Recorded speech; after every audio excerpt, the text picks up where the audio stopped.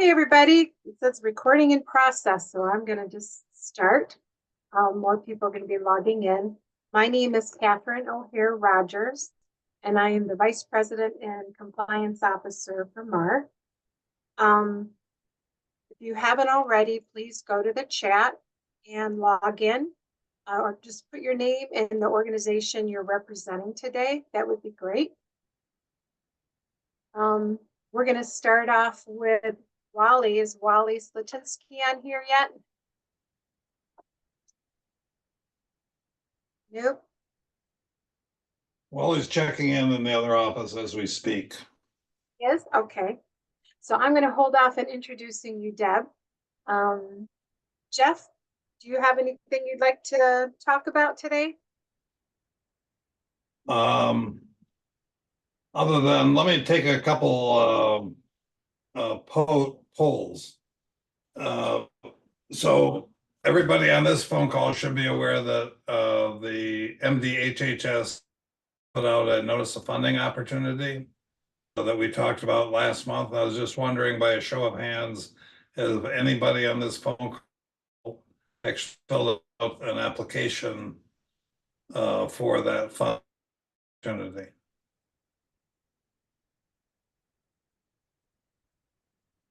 I know that at least got a 0.0 on that. Okay. Well, if anybody wants to talk about that afterwards, after this phone call, give me a phone call here at the office. I'll be happy to do that. But last month, there was a notice of funding opportunity came out that said that they were able to give out some significant funding for either the purchase or long-term lease of recovery housing throughout the state of Michigan. And so if anybody has any plans or thoughts on doing that and haven't, want to talk about it, give me a call. It's money. It's for this specific purpose. The terms are great. It allows you to have some administrative cost percentage taken out of there. And so we need to have an expansion of beds throughout Michigan. And if you have any thought about that, please give me a phone call. All right. Wally, I'm going to let you start. We have a guest speaker today. Can't hear you. Yes, we do. And are you going to introduce her? I thought I'd give you the honor. I can if you'd like. Deb Garret is here today, everybody, and she's going to talk about grant writing. Not everybody is in a position where they would be doing that, but there's several operators that are, and it's a way to access additional funds. So we asked somebody who's been doing this about a little while, Deb? So you've been doing this a bit, so you've got a little practice, just a little bit. So I'll let Deb Garret go ahead and take over. You're muted. Okay. Hi guys. It's a pleasure to be here. I'm not sure what I can contribute to the knowledge that's in the room, but I will try. I have been involved in the recovery advocacy, recovery community since 2008. And have had the opportunity working with the current organization that I'm working with to kind of really get the opportunity to hammer through some grant applications. I can offer each grant application you will find has some technical requirements and some informational requirements that are going to be very specific to that grant application. So I can provide like some overall things that I have learned in my experience, but specific. And if you want, please, I'm a very interactive type of person, so feel free to raise your hand and ask some questions as I kind of move through this.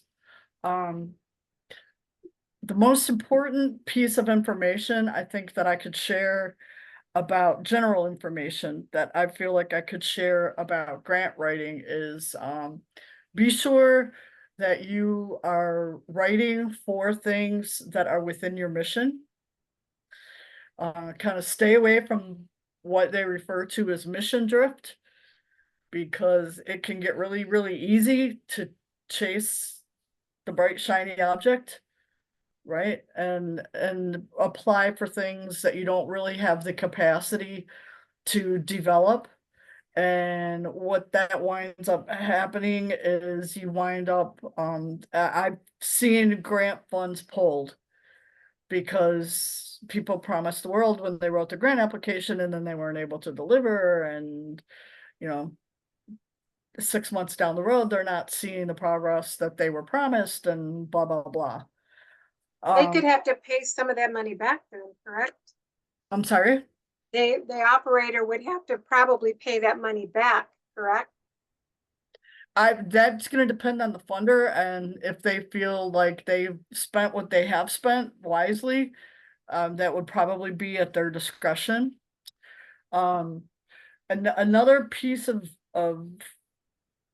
information that I would share is, to be sure to, and this is true for just about any organization, whether you are a nonprofit or a for-profit organization, diversify your funding streams.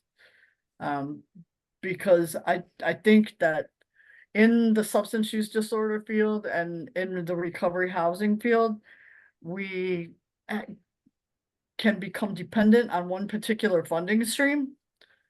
And then when something happens with that, what do we do? Right?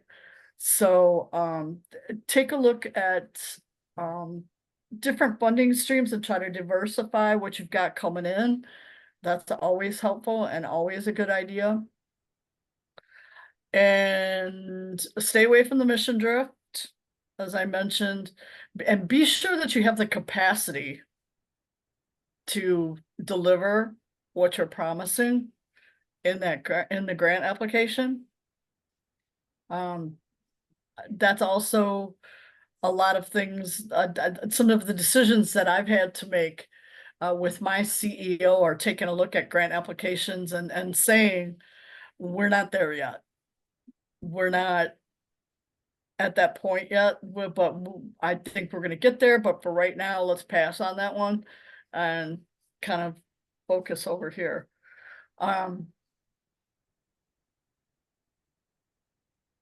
I would also advise to be very open-minded about where you look for grant funding. A lot of times local funding, smaller foundations can be much more willing to work with you kind of on a one-to-one basis than say the federal grants and the state grants are. Blue Cross Blue Shield, they have a foundation that offers some of the grant funding. We have even looked for we applied for a small grant that was to improve community center space. So we applied for a grant to do some work. My organization is housed in a 3-story Detroit public school. We are a recovery community center located in a 3-story Detroit public school. We have 2 areas that do have recovery housing.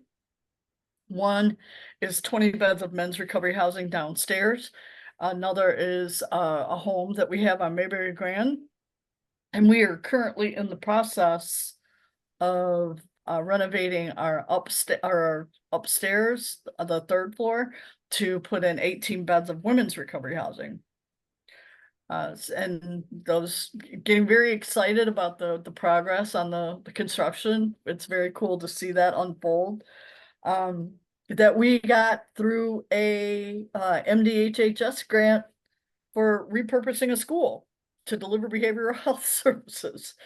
So it's always a good idea to kind of not lock yourself into the types of grants that you look for. As a school, where I was kind of going with that, we have a commercial kitchen in the building. So we applied for a small grant to improve community centers to assist with doing some of the renovations on the kitchen. So if you're in a space that needs some renovation, look for some of those types of grants to help with the renovations, because I know a lot of times some of the funding streams are fairly limited with what you can do as far as capital improvements and that kind of stuff. Be sure that you read the grant application and what the required activities are through thoroughly. Print it out, read it, highlight it, say, yes, we can do this, yes, we can provide that, all that good kind of stuff. Another piece of information that I have found very, very helpful is you don't hit every mark, right? We have not gotten every grant that we have applied for. We've been fairly successful, but there's been a lot of stuff that we've thrown up against the wall that slid right down. That did not. So don't get discouraged. And when you after you write it, kiss it goodbye, hit send and be done, because if you let it make you crazy for 3 months, it will. But one of the things that I have found very, very helpful is going back and getting the reviewers the results of the review, because most grant applications will provide a score per section.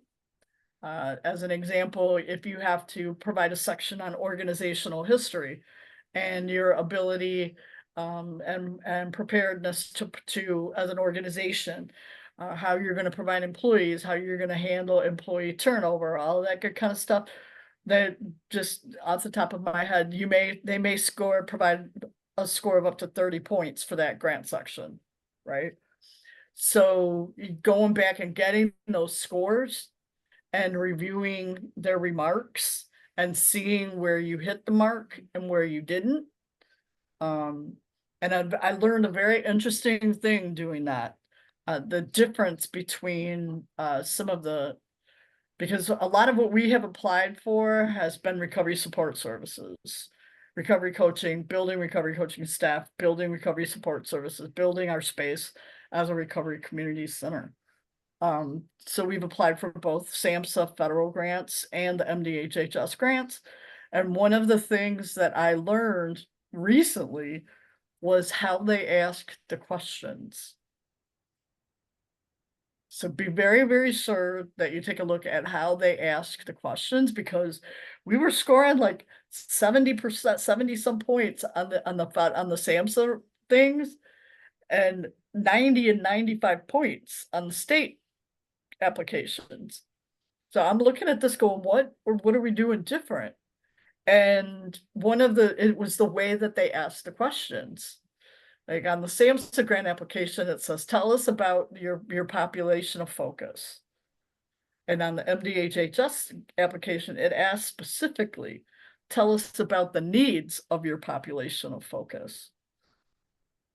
So it can be a very broad, overarching question, but use some of that other frame of reference if you have it from other grant applications and stuff like that to try to maybe narrow the question a little bit, so that you can provide them with the information that they need to process your application. So if you do apply for the grants, be sure that you see if you can stay in touch after that process, even if you're not awarded the grant, to get the reviewers' results, because you can learn a lot of information from it. I had the opportunity to work with a professional grant writing company and the grant that we got to do the renovations. And I'm also pretty honest about my capability, right? I'm trying to be pretty honest with myself. Like, this grant was a $1.5 million grant. And I told my CEO, I said, man, I'm happy to chip in what I can. But we may want to, if you've got a relationship with a grant writing company, you may want to, let's tap into that for this, because this is a lot of money that's on the line here. But I was very glad that we did that, because I learned a tremendous amount from working with her. about the process. As an example, she helped me think about, as I'm writing an application, I usually start with the budget. I usually start with hammering the budget out. Then I'll take the budget and try to apply that to the required activities. And then apply that to the other information to the implementation plan. So it's basically, this is how we're gonna spend your money. This is what we're gonna spend your money on. This is what we're gonna do with that money, and this is why you should give us that money. Kind of thing.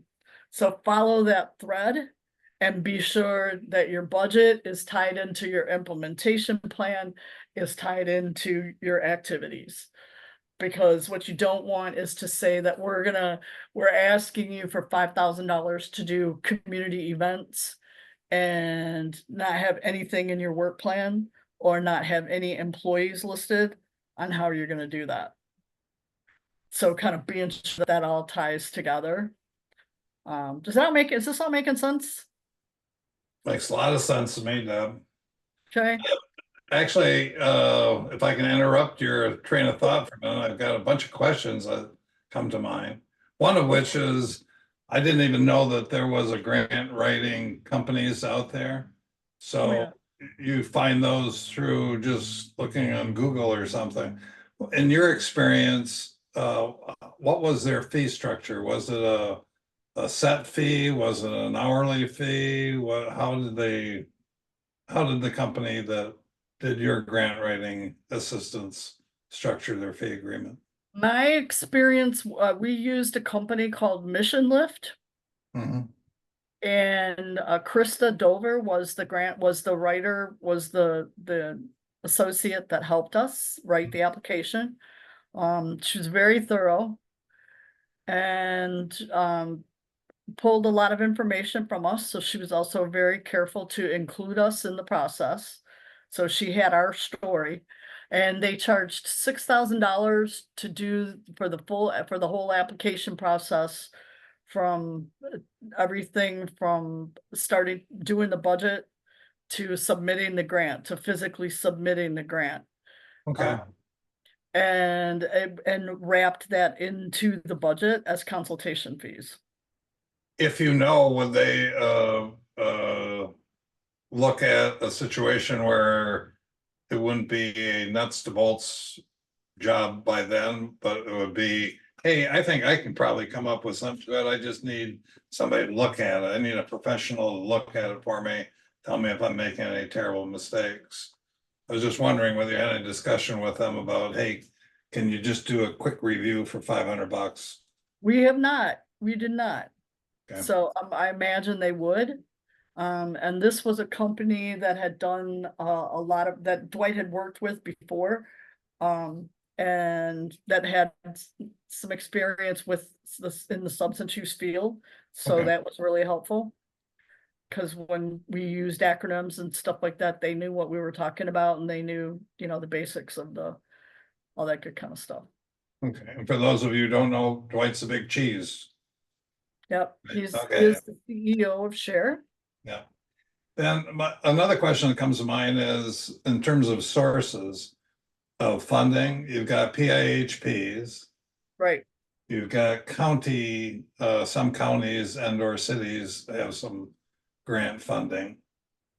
You've also talked about going to Blue Cross Blue Shield or union fundings or that type of thing. How does anybody get notice of those things? And I'm familiar with the HIPAA, with the PIHP stuff, Mhm. county and state stuff, but I'm not even aware, what Blue Cross has to offer, or what GM or UAW has to offer, those type of things. Is there any type of source material where a person can go look for that information? I can see if I can put together a list. Because what just a little bit of my master's is in nonprofit leadership and administration. Right. So I had to do a lot of that kind of research as part of my classwork. So when part of that classwork was, we had to come up with like 3 possible funding opportunities for a, a hypothetical organization. So it gave me the opportunity to kind of, you want to look for other organizations and ask questions. Like if you see somebody that's, oh, how did you get funded to do that? Ask. Yeah, And find out who they're, a lot of the local foundations. That's what I'm, Blue Cross Blue Shield is, that's what I meant, and I'm apologize, I didn't make that clear, is the Blue Cross Blue Shield Foundation. There is a lot of the opioid response type grants that are offering money for recovery housing. If you do happen to get something, I'll tell you what I can start doing too is, and you can give me some advice on who you'd like me to forward it to, but when I get stuff across my desk, that's a grant notice that has something to do with recovery housing, I can start shipping it to a contact at MARR. that'd be great. The contact's name is Kayla King. She's on the bottom Okay. right-hand side of the screen. Send it to her and she'll put that on our monthly announcements and our Facebook page. Okay.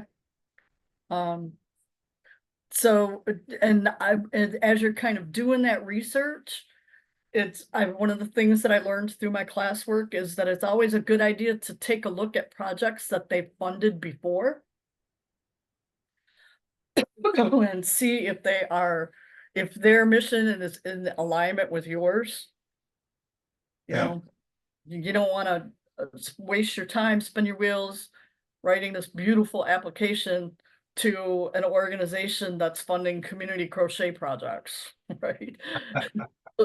So be sure that you know what types of things they have funded in the past is always a good idea.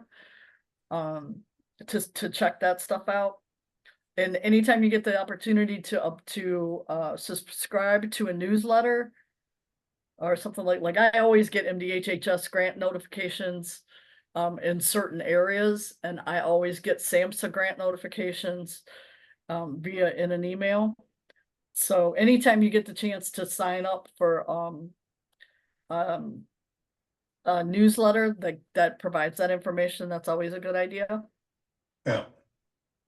You also talked about the infrastructure that you would need for, and what brought that to mind was the last NOFO that came out suggested that this is for the purchase or lease of long-term lease of recovery housing, suggested that they have somebody with a bachelor's degree in accounting or experience in accounting, because they're going to make you do some things. Right. Which is, and MARR has received grant funding. And it's a mistake just to say, oh, I got the grant funding and I can go spend it however I want to. It's like, no, you need to read every line of Absolutely. what their requirements are, because there's going to be some conditions on what you thought was free money. It's like, Right. no, there's nothing free in life, and this is not one of those either. Yep.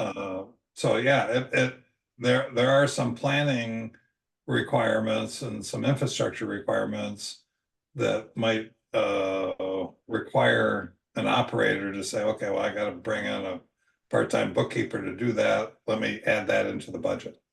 Yeah. And the reporting, most of the grants, almost all of the grants that I have worked under require some kind of quarterly reporting. Yeah.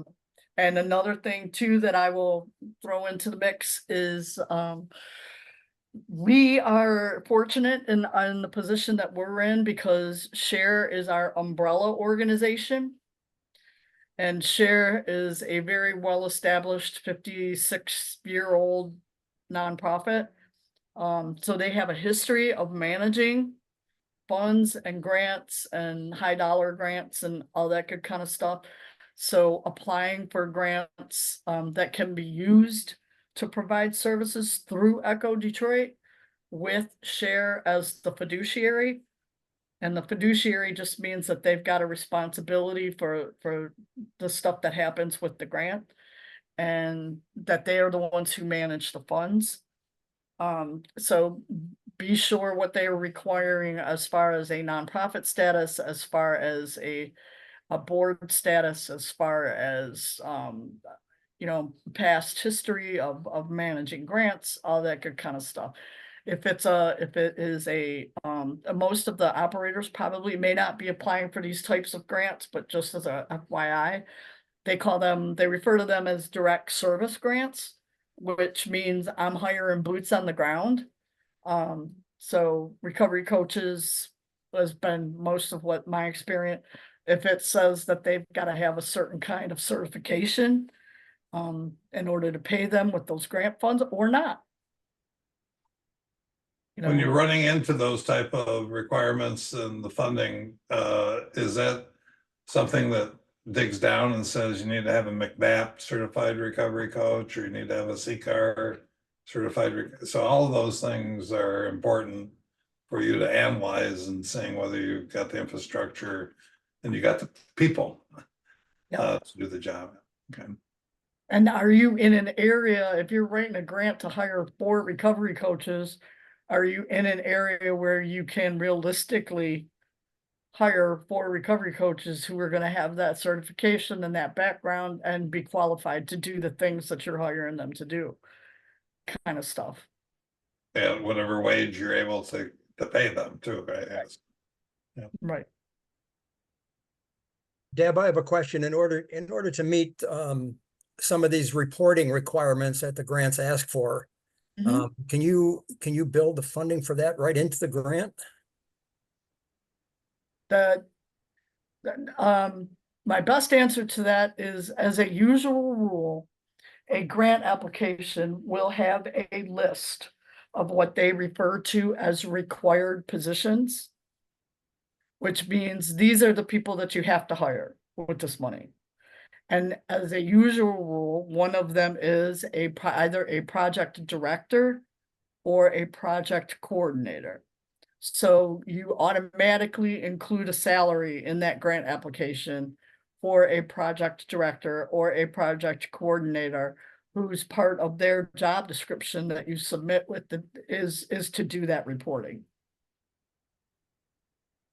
Yeah, and I know my one experience with that, with the SAMHSA grant, was they required that somebody be in that position to help to meet all these reporting requirements that they had. And there are some grants that one of those required positions is what they refer to as grant evaluation.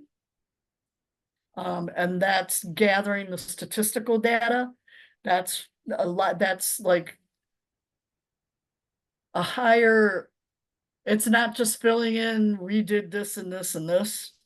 You know, we held these events, we had this many people at this event, or we had this many people in our beds over this period of time. It's statistical research type data.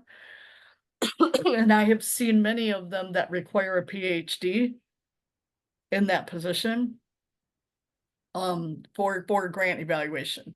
But you include a salary, you include a money for them as a consultant, as a contractor into the grant application to pay them to help do that. So it's possible that if it is a high level of reporting, that it does require that it be very statistical and very detailed. You can build some funding for a contract with a PhD to do that reporting for you. Does that make sense? Yep, thank you. Yep. You know, the other kind of question I have is it's kind of a simple question, but over the past probably 3 months or so, I talked to 2 different people who had grants rejected because they missed doing some very simple things. And if you can speak to that for a minute. And in one case, they had signed the application on the wrong line, and it got kicked back and turned down. So can you just speak to that for a minute, please? These people, I have been on phone calls. I have been on another quick point of information that brings to mind for me, Wally, is pre-application webinars. Most of these grants will have an opportunity to get on an informational webinar well in advance of their application due date.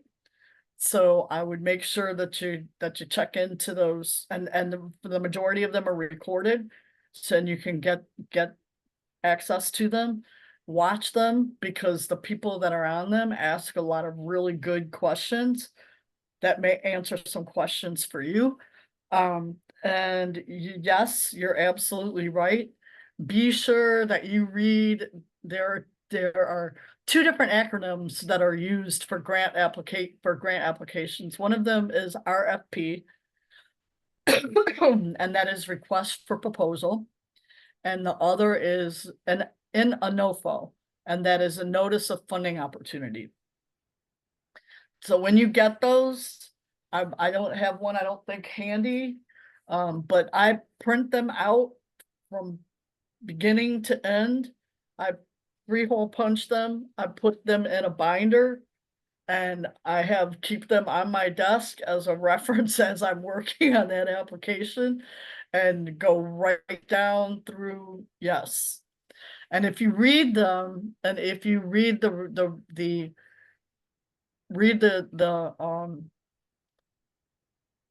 reporting, the criteria, it will tell you very specifically what they want to know.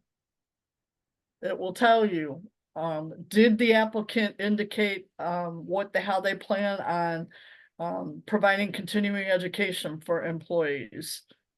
You know, they're usually pretty specific about the types of information that they want. But yes, they will. Another emphasis that I would add is deadlines. Deadlines, deadlines, deadlines. Do yourself a huge solid and do not wait until the last minute to submit an application. I usually schedule, I put stuff on my calendar. I'm gonna have this section done by this date. I'm gonna have all the attachments done by this date.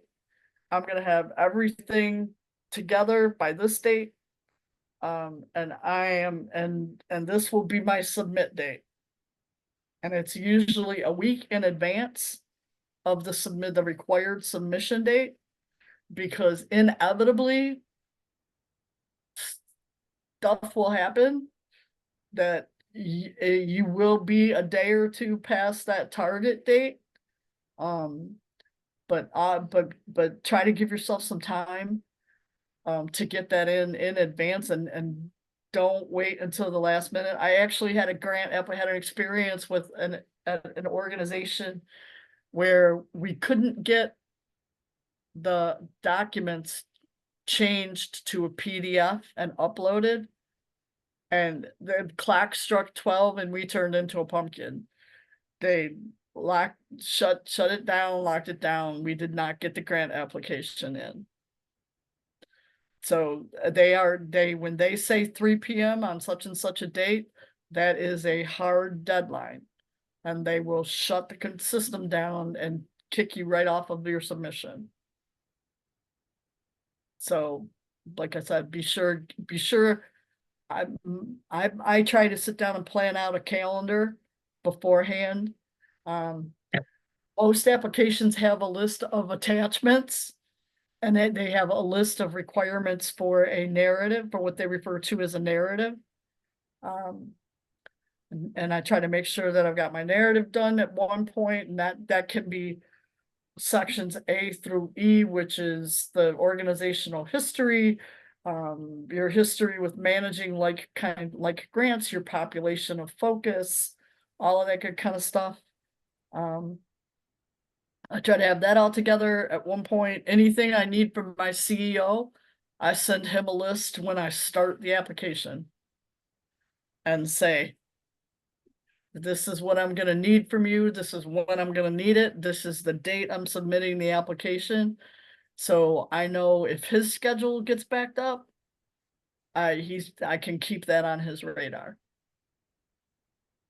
And yep, you're absolutely right about the ticky-tack stuff. And anybody who is applying for a MDHHS grant and working in egrams, first off, bless you. Secondly, be sure that you save each section. Like as you go in, it's a computer form. And it will ask you, like, one section of it is 5,000 words on your population of focus. After you get done with that section, save it. If you get up and walk away from your desk, save it, because it will kick you off in 20 minutes. And if you have 4,988 words of that written and not saved, you will lose every word of it. So be sure that you save as you go. When filing a federal grant application, I change everything, because everything is just about, and a federal is PDFs. The file format that they require is stuff as a PDF. So I make sure I have a folder created on my computer, that it's all of my Word documents with everything all typed, with my narratives all typed out.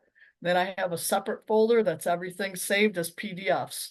So when I get on that platform to file that application, all I gotta do is upload stuff. And I make sure everything gets uploaded. Give you a little green check. Everything is there. Note that I have learned about certain types of grant applications. Be sure when you sign that, and when you initiate the grant application, and this is like 101 stuff, because I'm making the assumption, I'm sure that there are people in this room who have done this, many times, who are familiar with this basic information, but I'm kind of trying to learn from my own mistakes and share what those have been. Whoever is on that they call it a face sheet. Any data platform that I've used to file a grant application has what they call a face sheet. And whoever you indicate is the authorized official for your organization, the person who has to sign that grant application. You have to submit it. Yep. You may be able to upload everything, and all of that good stuff. But be aware that that is also very much a legal contract, that has to be signed. Now, egrams did have a thing when we were working with Krista and working with Mission Lift, where she could sign in as the grant writer and upload everything, and then our CEO just had to go in and sign in and submit everything as the authorized official. And I say that again, learning from my own mistakes. I burned through a deadline and got shut out for a grant that I was helping write, because I didn't do the face sheet right. Because I hadn't designated the officials, who the authorized officials were, who the project manager was going to be, and all of that stuff. And the clock hit 3 o'clock, and boom. We're So- running out of time right now, Deb. I want to just thank you so much for your time and all your information that you've shared. Does anybody want to take a few minutes? Do you have any questions specifically for Deb? Or Deb, could you please put a contact information in the chat?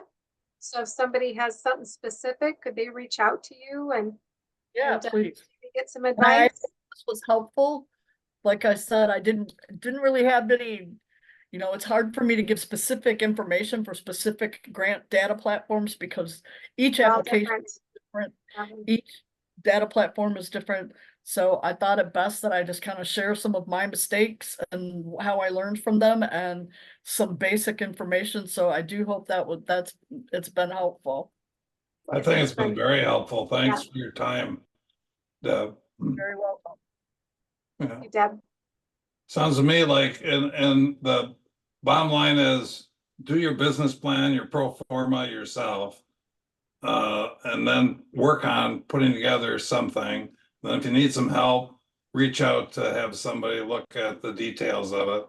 And if you ever get a contract with egrams, God bless you, my child. Thanks, Deb. My You're password is egram sucks 60. It does. Thank you all. Appreciate your Deb. time. Thank Thanks, you. Deb. Appreciate it very much. Yep. I wanted to talk briefly to everybody about a couple things. First thing, before we run out of time, I wanted to let everybody know who the operator of the month is for this month. This month is Kelsey's House Foundation. They became certified for the first time in April. I was very impressed. I had a difficult time finding something. I feel like no home is ever perfect, right? Especially when you got people living there, and just very, very impressed with the program. So Hillary is on here today. Hillary, you want to take a few minutes and tell us about your program? Yeah, thank you. Thank you so much for recognizing us. And it was amazing to have you come to the house. And you gave us lots of suggestions for us to, do things differently. So we appreciated that in terms of just, thinking differently about how we were already operating. But we are a smaller operation. We opened our doors in March of 2023. Our house is located in Royal Oak. It is a family affair. So my husband and I help run the house. We do have a house manager that lives on the premises that obviously is the boots on the ground. But we are definitely very hands-on and very involved. We have a teenage son who's involved as well when it's appropriate. But we care deeply about the house and the experience that the guys have there. So we want the house to represent the pride that they feel, they should feel about themselves. So we try to have a lot of structure and organization. And obviously we want the house to be in a location. So being in Royal Oak, it's in a nice street, in a nice neighborhood, and they have access to transportation and a lot of employment opportunities. We do have a lot of community connections being in Royal Oak and in that area with some different recovery community resources for the guys. It is a men's house, so I keep saying guys. I know that Catherine wanted us to share one of the things, and I don't know if this is just the educator in me, but there is a lot of organization in the house. And we do use the QR codes. I think she referenced last operators meeting. So that is a way for the guys to really quickly and easily have access to a lot of different ways to interact with communicating with us or paying their house fees. So we have QR codes for them to pay their program fees. We have QR codes for them to submit if they wanted to do an anonymous grievance. They can submit it through a QR code that takes them to a form. We have QR codes for how to do the printer, for how to just pretty much do a lot of things in the house so that the information is very easily accessible for them. QR codes for peer recovery coaches. If they don't have one when they come into the house, they are required to. So they just walk up during our intake and they snap a picture of, the QR code, and right then they submit their application to get that support set up. So, I don't know. It's been a journey. We've learned a lot. I don't know, Jeff, if you remember, my husband and I actually met with you before we got our house, and you said, well, we'll see where you are in a year.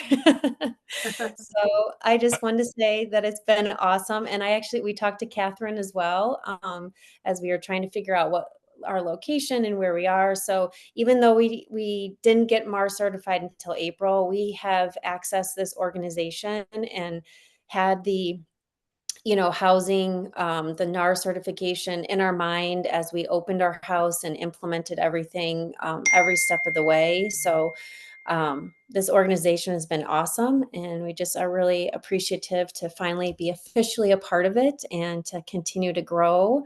Obviously, we want more than one house, so we're continuing to look for opportunities to grow. Congratulations. Does anyone have any questions for Kelsey on how she does things or how to access QR codes in your program, maybe. I thought that was amazing, really. So quick and on the forms, they could get community resources too, right? You had like a Mhm. QR code for community resources and it was just so quick and efficient. And the main thing I loved as a past operator was the way to make your program fees. Yeah. Right? Pay your program fee. Well, I can't make it to the bank or it's after 9, the bank's closed. Well, that's okay. Click on the QR code and you can Yep. pay right there. No bounce checks, no cash being handled. And I thought that was amazing. Yeah. So it's been super helpful for sure. What's your husband's name, Hillary? His name is Zach. He's on here, but he's at Boy Scout camp right now and has a really terrible signal. So Okay. I don't know if he's even going to attempt to get on there, but his name was Zach. So Hillary and Zach Polium. So The name is familiar, although I don't recall but my memory is so bad. well, I mean, it was like over a year ago, so I don't remember you. I don't expect you to remember us, but we remember you. So Welcome to the tribe is all I can say. thank you. Thank Yeah. you so Thank you. much. Congratulations, Hillary. Keep up with your work. Yeah, You're thank you. a Thank you so great much. representation of a certified home. So another thing I wanted to bring up real quickly was hand sanitizer. There's a new policy now for MARR certified operators with hand sanitizer. As everybody knows, when we went through the pandemic with COVID, hand sanitizer in any way somebody could clean their hands and keep things clean as much as possible. We want it in the home. But that's now changed. People get sick. Some people are drinking it, and hand sanitizer is okay, but there's a way to get it so it's alcohol free. So moving forward, if you have hand sanitizer in your home, you can have that, but it must say alcohol free. So if you have a case of hand sanitizer with alcohol in it, give it to your employees or, you could still have it in your vehicles or whatever, but it shouldn't be in the home. So just like when we walk in the door and I see mouthwash that has alcohol in it, I say, oh, can't be in the house. That's going to be that way with the hand sanitizers too. So again, please make sure that it says zero alcohol moving forward. For a heads up, okay? Yeah, Kelly Darren, you have to share. Hey everyone. If you have, I think I pretty much know everyone on here or have spoken to at least once. I am the help desk for the RECAP and implement that for the state of Michigan. Something that I really wanted to kind of stress this month is the ability to use the system, kind of going along with all of the things that Deb was saying, like the information that they request when you're writing grants. So she mentioned like needs a population of focus. Using the RECAP system, you have that right at your fingertips. You have this many individuals with co-occurring, this many military veterans, etc., physical handicap, etc. You have all of that information available at a click within your programs. So just something to kind of keep in the back of your mind. It's not just evaluation system. We are collecting information, turning that over to the state, and they are seeing what's working for us. We did get a annual report from 2023 from ROI that kind of went through all the statistics that we had in the system at that point. It's a 16-page document. We can definitely make sure that you guys have access to that as well. And that's just kind of giving us a summary of what happened during that year as a result of some of the evaluations that were completed. So the state of Michigan was found to have, better retention with women, which is something that can be beneficial if you're working in a women's home. We can take that information, dig down a little bit deeper, see what works, see what doesn't work, and build better programs, which is essentially what we're always trying to do together anyways. So just to kind of keep that in the back of your head as well, when you're using the RECAP system, you have that information, a lot of information that you need for your grant writing, etc., at your fingertips as a result of completing those evaluations. So that's something really important to kind of keep in the back of your mind. And again, we meet once a month, community of practice. It's the fourth Wednesday at 3 p.m. We did have to cancel last month, but we are back on track to be meeting on the 24th at 3 o'clock. And that is for every person that's using the RECAP system. It doesn't just have to be the administrative team or anything like that. We really want to hear from everyone that's using the system, all of your feedback, how we can improve, what kind of glitches are you experiencing? We want to be able to support you in that way as well. Kind of in response to some areas of needs that have been identified by operators. One of our enterprise champions is what we call them. So we have a person in each state that kind of meets once a month with the ROI team and reviews things, throws ideas around what works, what doesn't, how can we help type of thing. They've developed something that we can use to sit down with clients because it's been identified, that sometimes how are we going to get their buy-in, how are we talking to them? How are we explaining this to them, etc. So in response to that, there has been it's kind of a manual, but it's in a cool form that it's kind of like a cartoon form that explains that and just goes through a journey of recovery, following along with the recovery plan, the evaluation, and what they get from completing it and participating. So essentially, like I said, in response to others, I apologize, needs. So keep in mind, I'm sending an invitation out. Even if you're not currently participating in RECAP, you are more than welcome to join that. If you have questions, if you have concerns, if you want to meet with others that are using the system and get their feedback, more than welcome to join us again. So I will be sending out an invitation. I'm also putting together a set of links.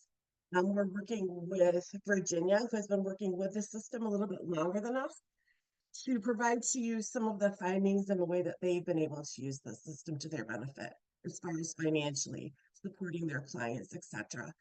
Working on building some links so that you guys can kind of add a click, read through some of these reports. We kind of say reports, but we don't really give you the significance of what that information has been able to provide. So we'll be sending that out as well. I think that's pretty much everything. Make sure, I'd love to see everyone at the community of practice. If you've kind of gotten stagnant in the system, I really appreciate keeping up with just the evaluations. We've changed to just using the evaluations within the system. That's been a great jumping off point where you can work within the system and then gain some knowledge about what else is available and customize it to what's best going to fit for your organization, essentially. So does anyone else have any questions, anything? I was just curious, being new to MARR, is there any way, how do we get connected with that, or is that a possibility? Absolutely. Actually, I just emailed you. Oh, okay, sorry, I didn't see it yet. No worries at all. So essentially, if you have any questions, I'll put my email in the chat. Also available on the webpage. And we'll just go over a brief Zoom. I'll show you the system a little bit. You get to decide how you want to start. And then we just start gathering information together, training, etc. The trainings are available online as well. So essentially, it's just getting together over Zoom and coming up with a game plan about how your organization wants to use the system, getting some training in and starting to do those evaluations.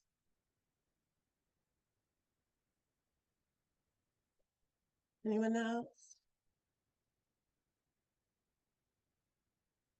All right. All right, well, I will look forward to seeing everyone on the 24th and look forward to giving that information out so that you guys can have a better idea of how you can use some of the information that you're collecting in your system as well.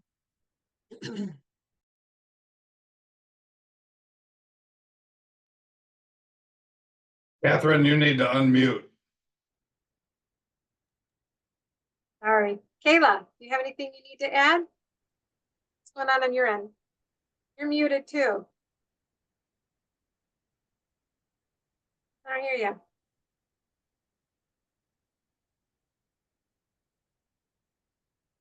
Okay, well, Kayla can't talk, so no updates from her today. Real quick, I wanted to, I'm gonna have Chris Pompey had something really exciting he wanted to share with everybody, but really quick, I also wanted to say one of our new contractors, Glennis Anderson, and myself are gonna be working on a way to, for mentoring.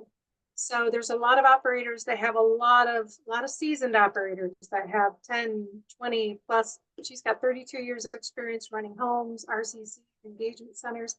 And there's a lot of new people too that could use some advice and some assistance maybe from mentoring from seasoned operators. So we're thinking about getting together and maybe having a 30-minute Zoom meeting sometime maybe after this meeting. Moving forward for people that want to hang on afterwards and maybe have some questions, and we'll send more information out about that as we go. But if you're interested in being a mentor, please reach out to me and let me know. I'll put my email, again, most of you should know, but I'll put it in the chat. But if you're interested in mentoring, please let me know so we can get you guys involved. Chris. It's a volunteer, Chris and Preston. Chris, yeah. I want to Chris- volunteer both those guys. for Okay, the well- Mentorship program. Chris, go ahead and share something special about your program that's going on real quick. Good, absolutely. How everybody doing? I'll be super quick. So the exciting news is that we are expanding Reach Sober Living, men's sober living here in Kalamazoo, Michigan.